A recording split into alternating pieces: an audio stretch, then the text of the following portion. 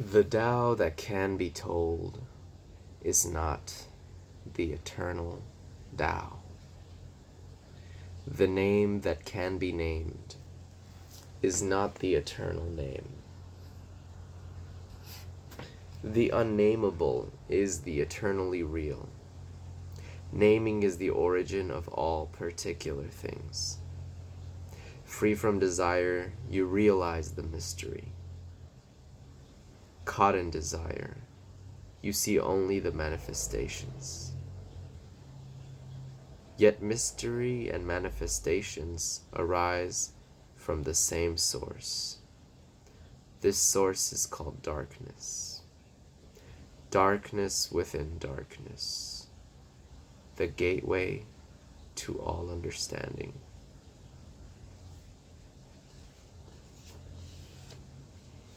When people see some things as beautiful, other things become ugly. When people see some things as good, other things become bad. Being and non-being create each other. Difficult and easy support each other. Long and short define each other. High and low depend on each other. Before and after follow each other. Therefore, the master acts without doing anything, and teaches without saying anything. Things arise and she lets them come. Things disappear and she lets them go. She has but does not possess. Acts but does not expect. When her work is done, she forgets it. That is why it lasts forever. If you overesteem great men, people become powerless. If you overvalue possessions, people begin to steal. The master leads by emptying people's minds and filling their cores, by weakening their ambition and toughening their resolve.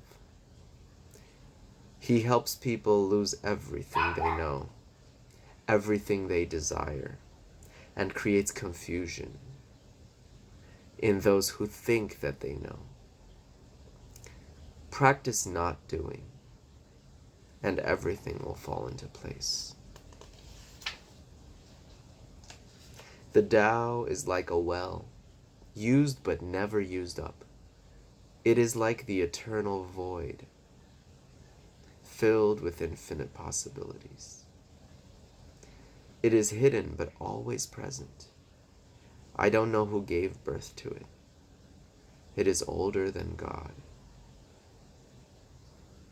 The Tao doesn't take sides.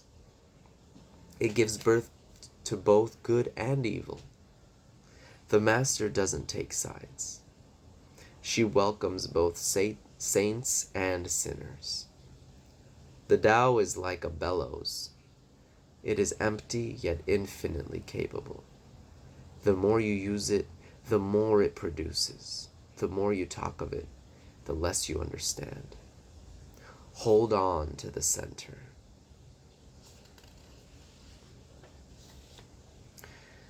The Tao is called the Great Mother, empty yet inexhaustible. It gives birth to infinite worlds. It is always present within you. You can use it any way you want. The Tao is infinite, eternal. Why is it eternal? It was never born. Thus it can never die. Why is it infinite? It has no desire for itself. Thus, it is present for all beings. The Master stays behind. That is why she is ahead. She is detached from all things. That is why she is one with them. Because she has let go of herself, she is perfectly fulfilled.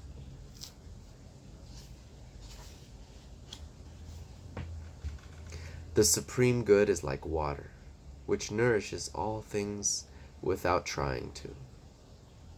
It is content with the lowest places that people disdain. Thus it is like the Tao. In dwelling, live close to the ground. In thinking, keep to the simple. In conflict, be fair and generous. In governing, don't try to control. In work, do what you enjoy. In family life, be completely present. When you are content to be simply yourself and don't compare or compete, everybody will respect you. Fill your bowl to the brim and it will spill. Keep sharpening your knife and it will blunt. Chase after money and possessions,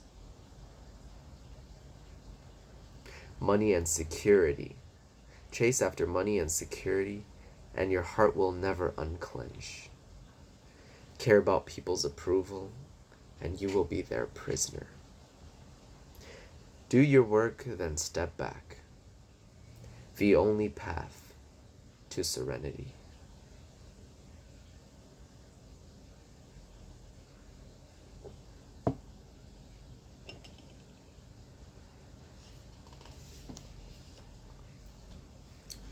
Can you coax your mind from its wandering and keep to the original oneness?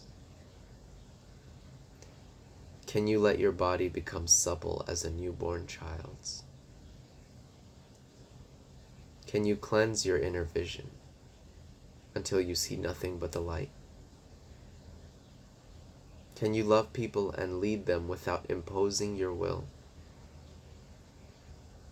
Can you deal with the most vital matters by letting events take their course? Can you step back from your own mind and thus understand all things? Giving birth and nourishing, having without possessing, acting with no expectations, leading and not trying to control. This is the supreme virtue. We join spokes together in a wheel, but it is the center whole that makes the wagon move. We shape clay into a pot, but it is the emptiness inside that holds whatever we want. We hammer wood for a house, but it is the inner space that makes it livable. We work with being, but non-being is what we use.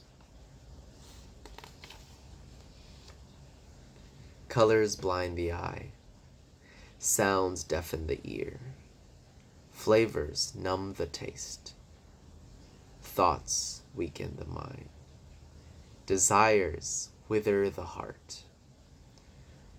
The master observes the world but trusts his inner vision.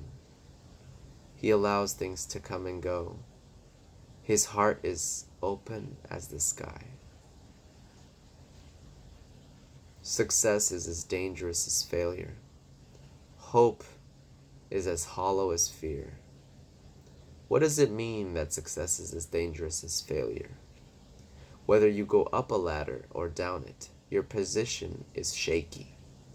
When you stand with your 2 feet on the ground, you will always keep your balance. What does it mean that hope is as hollow as fear? Hope and fear are both phantoms that arise from thinking of the self. When we don't see the self as self, what do we have to fear? See the world as yourself. Have faith in the way things are. Love the world as yourself. Then you can care for all things. Look and it can't be seen. Listen and it can't be heard. Reach and it can't be grasped. Above it isn't brighter. Below it isn't darker. Seamless, unnameable, it returns to the realm of nothing. Form that includes all forms. Image without an image. Subtle beyond all conception. Approach it, and there is no beginning. Follow it, and there is no end. You can know it. Sorry, you can't know it, but you can be it. At ease in your own life. Just realize where you come from. This is the essence of wisdom. Alright, I'm going to stop here, and I'll continue later.